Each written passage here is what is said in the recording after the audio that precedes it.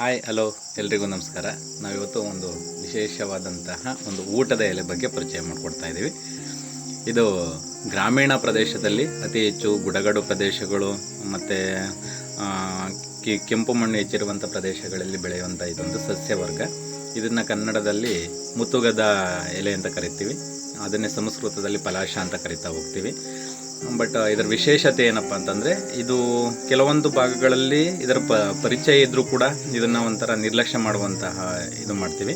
ಆದರೆ ತುಮಕೂರು ಜಿಲ್ಲೆಯಾದ್ಯಂತ ಇದೊಂದು ಸಾಮಾನ್ಯ ಜನರ, ಗ್ರಾಮೀಣ ಜನರಿಗೆ ಒಂದು ಆದಾಯದ ಮೂಲವಾಗಿ ಅವರ ಜೀವನವನ್ನು ಮುನ್ನಡೆಸುವಂತಹ ಒಂದು ಆದಾಯದ ವಸ್ತುವಾಗಿ ಬರ್ತಿರೋವಂಥದ್ದನ್ನ ನೋಡ್ತಾ ಹೋಗ್ತೀವಿ.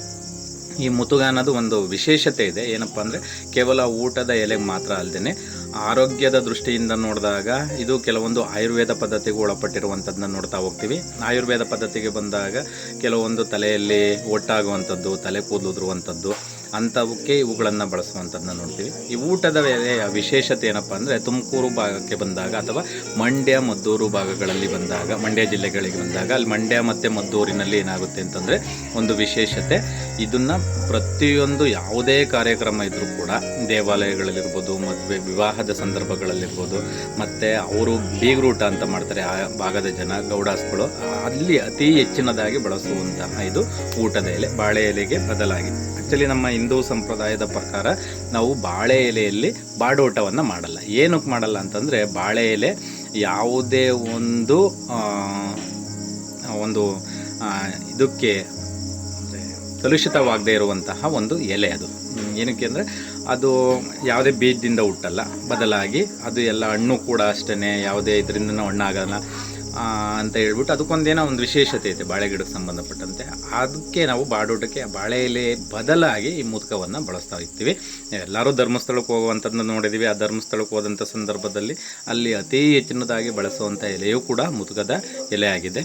ಹಾಗಾಗಿ ಈ ಮುತುಗ ಅನ್ನೋದು ಗ್ರಾಮೀಣ ಜನದ, ಅದರಲ್ಲೂ ತುಮಕೂರು ಜಿಲ್ಲೆಯಾದ್ಯಂತ ಜನರ ಜೀವನವನ್ನು ಮುನ್ನಡೆಸ್ತಿರುವಂಥ ಒಂದಾನೊಂದು ಕಾಲದಲ್ಲಿತ್ತು. ಅದು 1,000 ಎಲೆ ಹಚ್ಚಿದ್ರೆ 250 ರೂಪಾಯಿ 500 ರೂಪಾಯಿ ಕೊಡುವಂತಹ ಪದ್ಧತಿ ಇತ್ತು. ಅದೇ ಎಲೆಗೆ ಇವತ್ತಿಗೆ ಏನಾಗಿದೆಯಪ್ಪ ಅಂದರೆ, ಒಂದು ಎಲೆಗೆ 2 ರೂಪಾಯಿ ಹೆಂಗೆ ಅಂದರೆ 1,000 ಎಲೆಗೆ 2,000 ರೂಪಾಯಿಗಳನ್ನ. ಇದನ್ನ ಹಚ್ಚೋದು ಹೆಂಗೆ ಅಂದರೆ, ಮೊದಲು ಗಿಡದಲ್ಲಿ ಹೋಗಿ ಕುಯ್ಕೊಂಬಂದಾದ್ಮೇಲೆ ಅದನ್ನು ಪೋಣಿಸ್ಬಿಟ್ಟು ಅಂದರೆ ಸರಗಳು ಮಾಡಿ, ಹೂವು ಕಟ್ತಂಗೆ ಅಂದರೆ ಹೂವು ಏರ್ಸೋ ಥರ ಏನು ಮಾಡ್ತೀವಿ, ಅವನ್ಗಳನ್ನ ಏರಿಸ್ಬಿಟ್ಟು ನಂತರ ಅವುಗಳನ್ನ ಮತ್ತೆ ನೆನೆ ಹಾಕೋದು, ಮತ್ತೆ ಅವನ್ನ ಬೆಳಗ್ಗೆ ಇದ್ದವನ್ನೆಲ್ಲ ಕತ್ತರಿಸ್ಬಿಟ್ಟು ತೊಟ್ಟನ್ನು ಮತ್ತು ಕಲ್ಲಡಿಗೆ ಹಾಕ್ಬಿಟ್ಟು ಅದುಗದು ಅಂತೀವಿ ನಮ್ಮ ಸೈಡ್, ಅದನ್ನು ಅದುಗಿಸ್ಬಿಟ್ಟು ಮತ್ತು ಅದನ್ನು ಹಂಚಿ ಕಡ್ಡಿ ಅಂತ ಹೇಳ್ಬಿಟ್ಟು ಅದರಲ್ಲಿ ನೇಯ್ದು ಅಂದರೆ ಹಚ್ಬಿಟ್ಟು ಆ ಎಲೆಯನ್ನು ಊಟದ ಒಂದು ಎಲೆಯಾಗಿ ಪರಿವರ್ತನೆ ಮಾಡುವಂಥದ್ದನ್ನು ನೋಡ್ತೀವಿ. ಎಲ್ಲ ಧಾರ್ಮಿಕ ಸಮಾರಂಭಗಳಲ್ಲೂ ಕೂಡ ಹೆಚ್ಚಿನದಾಗಿ ಕಾರ್ಯಕ್ರಮಗಳಲ್ಲಿ ಉಪಯೋಗಿಸುವಂತಹ, ಮತ್ತು ಇದು ನೈಸರ್ಗಿಕವಾಗಿರುವಂಥದ್ದು. ಇದೇನು ಕೊಳೆಯಲ್ಲ ಅನ್ನಂಗಿಲ್ಲ, ಯಾಕೆಂದರೆ ಪ್ರಕೃತಿಗೆ ವಿರುದ್ಧವಾಗೇನಿಲ್ಲ. ಅದು ಪ್ರಕೃತಿಯ ಜೊತೆನೇ ಏನಾಗುತ್ತಪ್ಪ ಅಂತಂದರೆ ಕೊಳೆತು ಮತ್ತು ಅದು ಅತಿ ಬೇಗ ಕೊಳೆಯುವಂತಹ ವಸ್ತುವಾಗಿದ್ದು, ಅದನ್ನು ಏನು ಮಾಡ್ತೀವಿ ಅಂತಂದರೆ ಆ ಪ್ರಕೃತಿಯೊಂದಿಗೆ ಮತ್ತೆ ಎಸೆಯುವಂತಹ ಒಂದು ಇದು ಅಂದರೆ ವಿಘಟಿತ ವಸ್ತುಗಳು ಅಂತ ಹೇಳ್ಬಿಟ್ಟು ಕರಿತೀವಿ. ವಿಘಟಿತ ಮತ್ತು ವಿಘಟಿತವಲ್ಲದ ವಸ್ತುಗಳು ಅಂದರೆ ಪರಿಸರದೊಂದಿಗೆ ವಿಘಟಿತವಾಗುವಂತಹ ಒಂದು ಎಲೆ ಆಗಿರೋದ್ರಿಂದ ಇದು ಅತ್ಯಂತ ಪ್ರಯೋಜನಕಾರಿನೂ ಕೂಡ ಹೌದು. ಯಾಕೆಂದರೆ ನಾವು ಇವತ್ತು ಪ್ಲಾಸ್ಟಿಕ್ನ ಬಳಸ್ತಾ ಏನು ಮಾಡ್ತಾ ಇದ್ದೀವಿ ಅಂದರೆ, ಇವತ್ತೆಲ್ಲ ಹಲವಾರು ಮಾಲಿನ್ಯಗಳನ್ನು, ಪರಿಸರ ಮಾಲಿನ್ಯವನ್ನು ಉಂಟು ಮಾಡ್ತಾ ಇದ್ದೀವಿ. ಬದಲಾಗಿ ಆ ಪರಿಸರ ಮಾಲಿನ್ಯ ಉಂಟು ಮಾಡೋದಕ್ಕಿಂತ ಇವು ಏನಾಗುತ್ತೆ ಅಂತಂದರೆ, ಇವು ನಮ್ಮ ಪರಿಸರ ಸ್ನೇಹಿಯಾಗಿ ಇರುವಂತಹ ಎಲೆಗಳನ್ನು ಬಳಸಬೇಕು ಅಂತ ಹೇಳ್ಬಿಟ್ಟು ಈ ಮುತುಗದ ವಿಶೇಷತೆಯನ್ನು ಇಷ್ಟು ಹೇಳ್ತಾ ಇದ್ದೀನಿ. ಎಲ್ರಿಗೂ ಧನ್ಯವಾದಗಳು.